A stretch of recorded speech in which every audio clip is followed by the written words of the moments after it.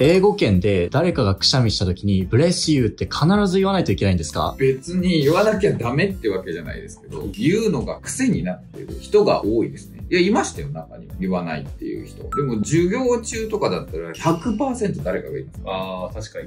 先生も含めて。まあ、ただ大学だと、いわゆるノンネイティブの先生たちいっぱいいるんで、言わない人もいました。やっぱネイティブの先生は基本言ってましたね。気にする人だと言ってくれないと、なんで言ってくれないのみたいなのを言う人もいます。言われたこともある。なので、まあ、言った方がいいけど、言わなくても大丈夫。bless you に対して thank you っていうのをね、知らない人も多いんでね。うん bless you って言われて、ただ、って固まる日本人もいますので、thank you って言えるようになりましょう。頑張ってね。